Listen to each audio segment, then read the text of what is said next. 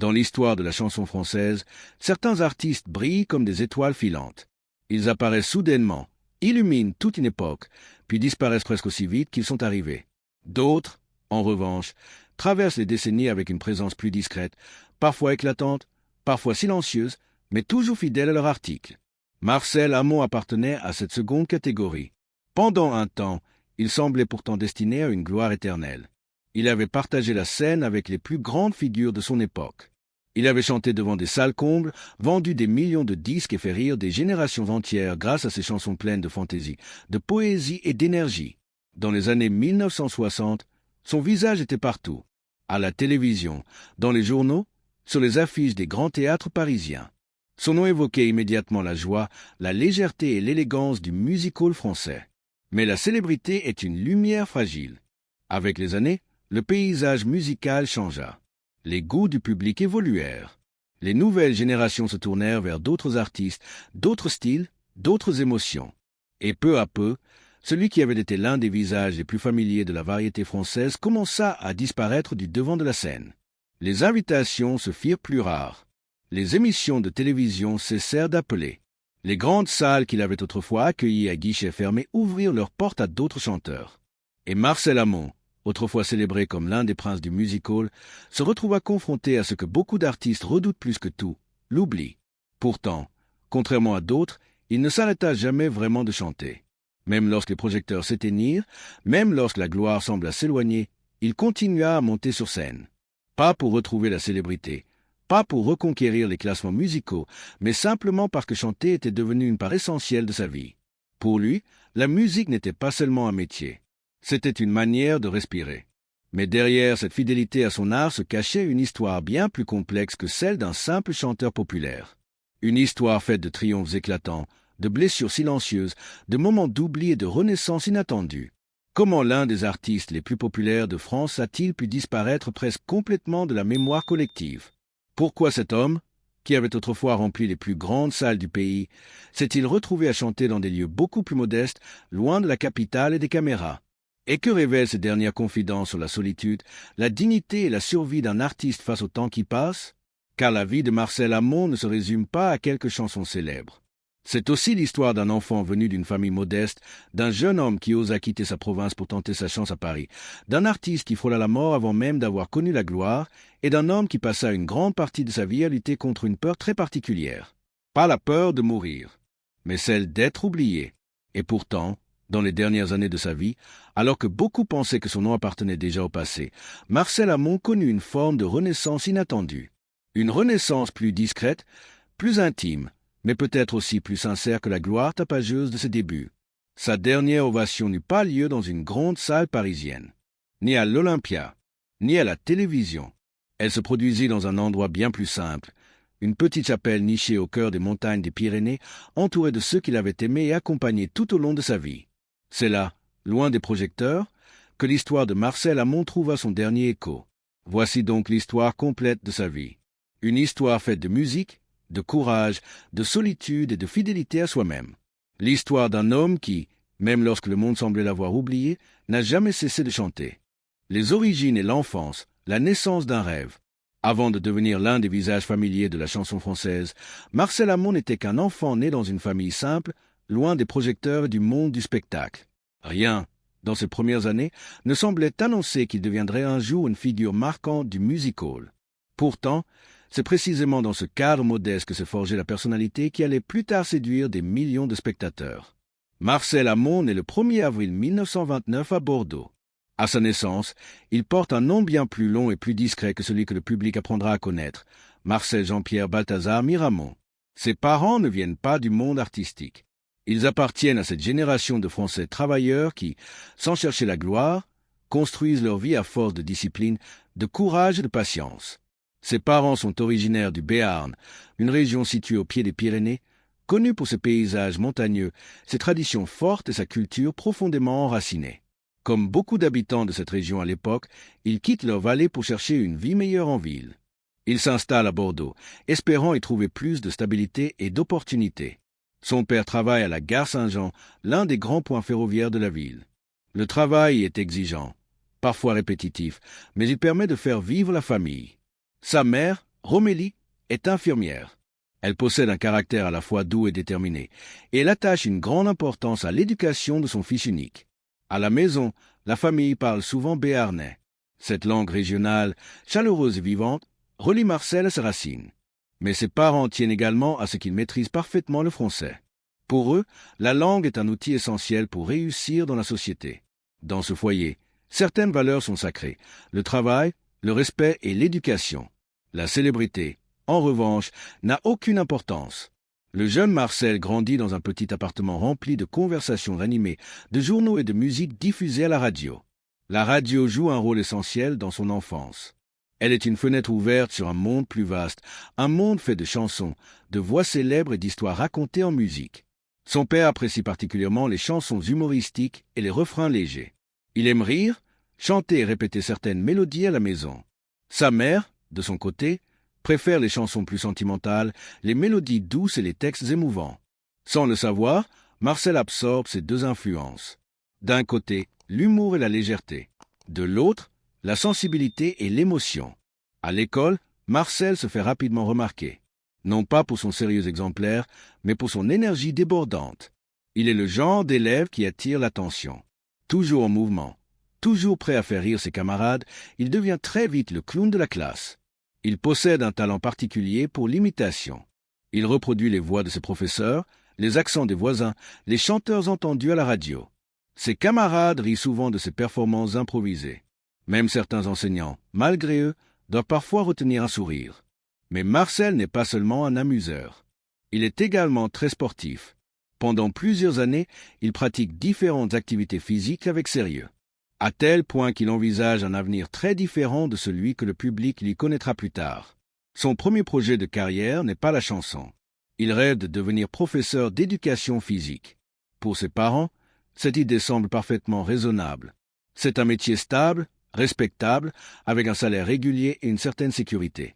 Dans la France de l'après-guerre, ces qualités comptent énormément. La scène, en revanche, reste un rêve lointain, presque une fantaisie. Pourtant, quelque chose commence déjà à s'éveiller en lui. Pendant l'occupation allemande durant la Seconde Guerre mondiale, la radio devient pour beaucoup de Français un refuge émotionnel. Pour le jeune Marcel, elle devient bien plus que cela, une source d'inspiration. Il écoute avec fascination les grandes voix de l'époque. Les chansons d'Édith Piaf résonnent dans le salon familial. Maurice Chevalier apporte sa légèreté élégante. Charles Trenet, avec ses mélodies pleines de poésie et de fantaisie, ouvre un univers musical totalement nouveau. Ces artistes ne se contentent pas de chanter. Ils racontent des histoires. Et Marcel commence à comprendre qu'une chanson peut être bien plus qu'une simple mélodie. À l'adolescence, son intérêt pour la scène devient de plus en plus évident. Même s'il continue à s'intéresser au sport, il ressent une attirance croissante pour le théâtre et la performance. C'est ainsi qu'il décide de s'inscrire au Conservatoire d'art dramatique de Bordeaux. Ce choix ne signifie pas encore qu'il renonce à devenir professeur de sport. À ce stade, il garde plusieurs options ouvertes. Il explore simplement un autre univers. Au conservatoire, il découvre une nouvelle manière de s'exprimer. La comédie vient d'abord. Il apprend à interpréter des personnages, à jouer avec les émotions, à maîtriser sa voix et ses gestes. Peu à peu, la musique revient naturellement dans ce parcours. Il commence à chanter. Pas encore comme un professionnel, mais avec un plaisir évident. Et c'est à ce moment précis que son destin commence réellement à basculer. Car plus il découvre la scène, plus il comprend une chose essentielle. Lorsqu'il joue ou chante devant un public, il ressent une énergie particulière, une sensation difficile à expliquer, une sorte de connexion immédiate avec les spectateurs. C'est une émotion qu'aucun terrain de sport ne lui avait jamais procurée. Petit à petit, le choix devient évident. La scène n'est plus simplement un rêve. Elle devient une nécessité. À seulement 22 ans, Marcel prend alors une décision qui changera le cours de sa vie. Une décision qui effraie un peu ses parents, mais qu'il sent au plus profond de lui comme la seule possible. Il va quitter Bordeaux et tenter sa chance à Paris. À cette époque, Paris est le cœur battant du spectacle français. Tous les artistes rêvent d'y réussir. Mais la capitale peut être cruelle pour ceux qui arrivent sans relation, sans argent et sans protection. Marcel ne possède aucune garantie de succès.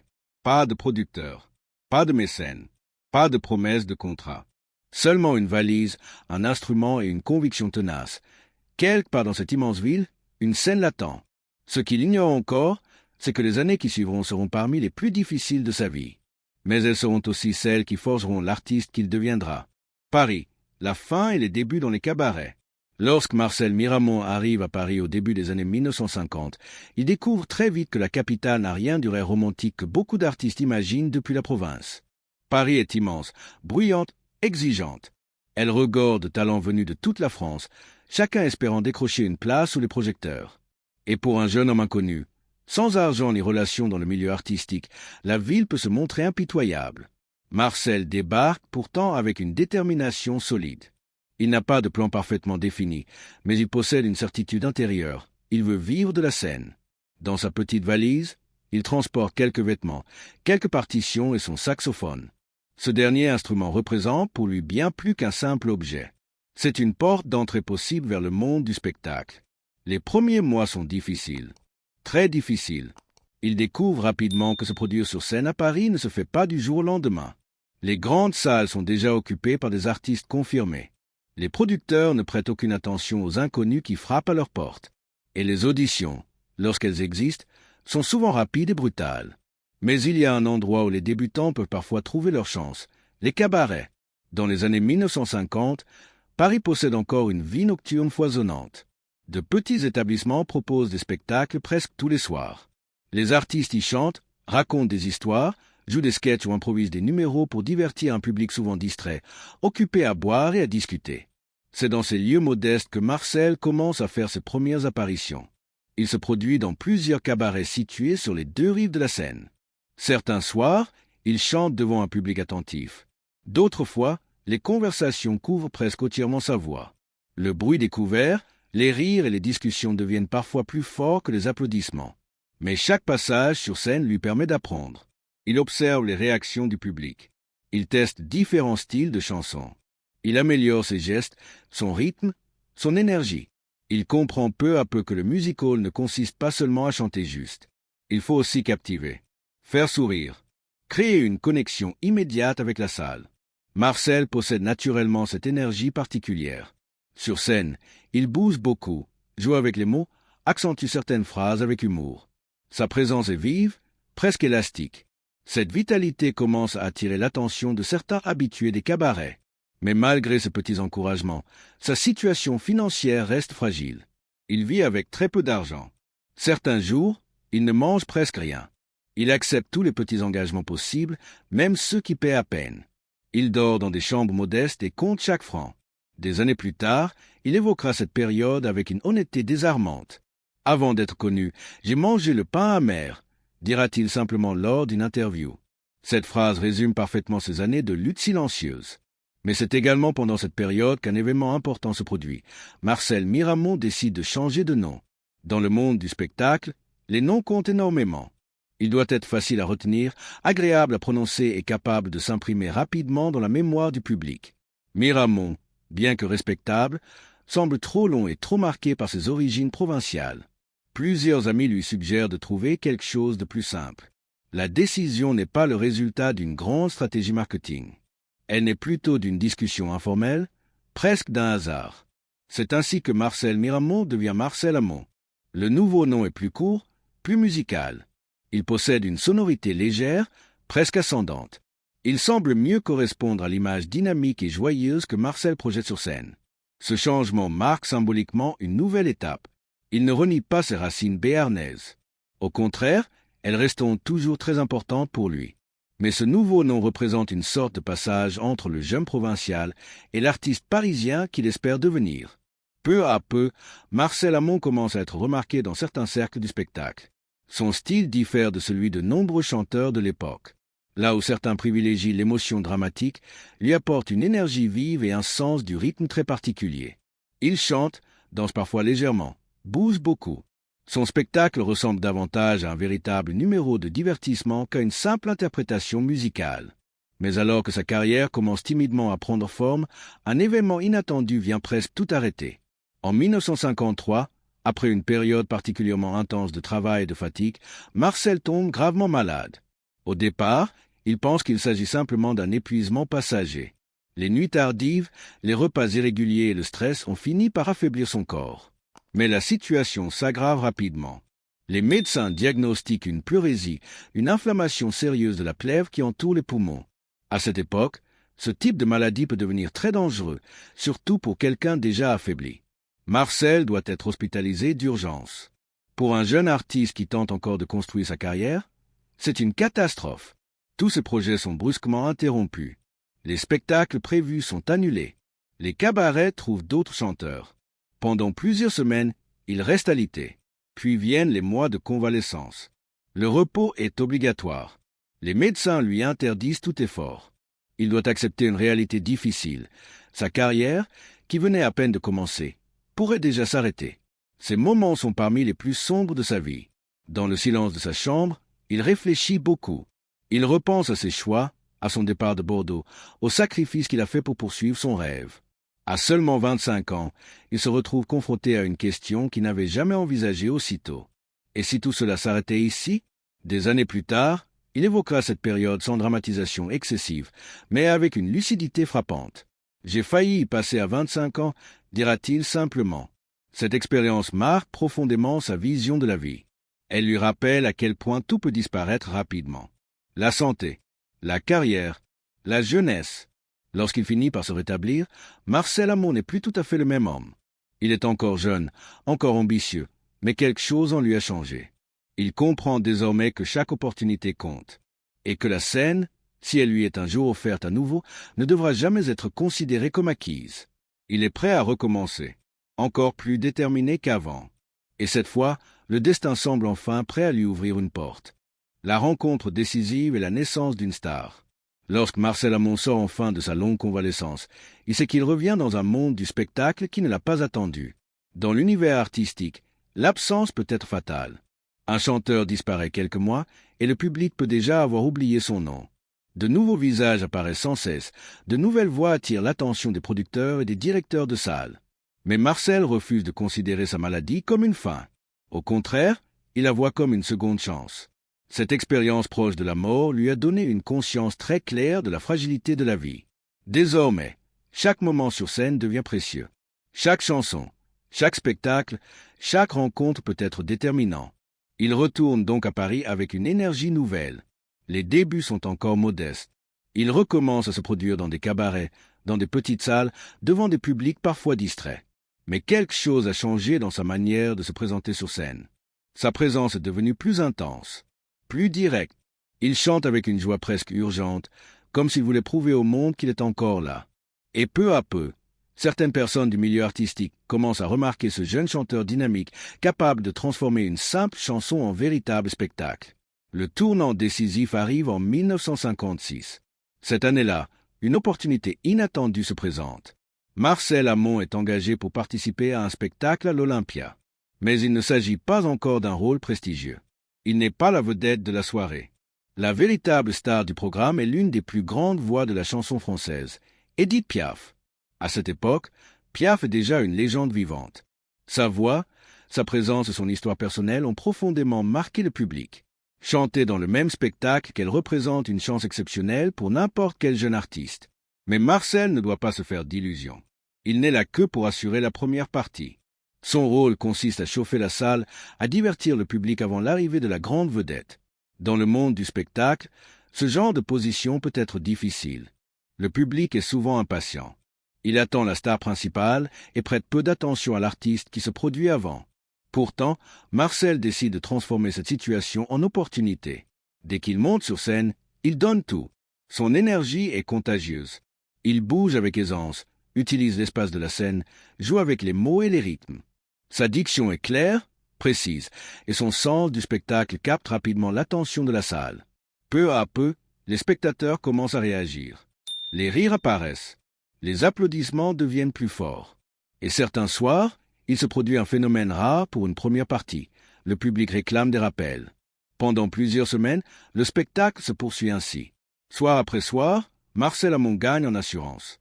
Les spectateurs viennent pour Piaf, mais ils découvrent aussi ce jeune chanteur plein de vitalité. Les critiques commencent à en parler. Dans les journaux, certains articles évoquent une révélation. Les professionnels du milieu artistique, toujours à l'affût de nouveaux talents, commencent aussi à s'intéresser à lui. Lorsque la série de représentations se termine, la situation de Marcel Amont a complètement changé. Il n'est plus un simple chanteur de cabaret. Il devient un artiste prometteur de la scène française. Cette reconnaissance se confirme très rapidement. La même année, il reçoit le Grand Prix de l'Académie Charles-Cros, une distinction importante dans le monde de la musique. Cette récompense attire encore davantage l'attention sur lui et renforce sa crédibilité artistique. Peu après, il enregistre ses premiers disques. Parmi eux se trouve une chanson intitulée « Escamillo ». Le titre attire l'attention par son rythme entraînant et par l'interprétation pleine d'énergie de Marcel. Le public commence à reconnaître sa voix, son style et son nom. Les portes qui étaient autrefois fermées commencent enfin à s'ouvrir. Les invitations se multiplient. Les salles de spectacle lui proposent de nouvelles dates. Les émissions de radio et de télévision s'intéressent à ce jeune chanteur dynamique qui apporte une fraîcheur particulière à la chanson française. Mais malgré ce succès grandissant, Marcel reste profondément marqué par les années difficiles qu'il vient de traverser. La maladie, la pauvreté, les cabarets presque vides. Tous ces souvenirs restent présents dans sa mémoire. Il sait à quel point la gloire peut être fragile. 3 ans plus tôt à peine, il se trouvait dans un lit d'hôpital, incapable de respirer correctement, se demandant s'il pourrait un jour remonter sur scène. Aujourd'hui, il se produit devant des salles pleines. Ce contraste l'empêche de se laisser griser par la célébrité. Au lieu de se considérer comme une star, il se voit toujours comme un divertisseur. C'est le mot qu'il utilise souvent pour se décrire. Il ne veut pas être perçu comme un chanteur tragique ou un poète tourmenté. Son objectif est plus simple, offrir au public un moment de plaisir, de rire et de légèreté. Sur scène, il développe un style très personnel.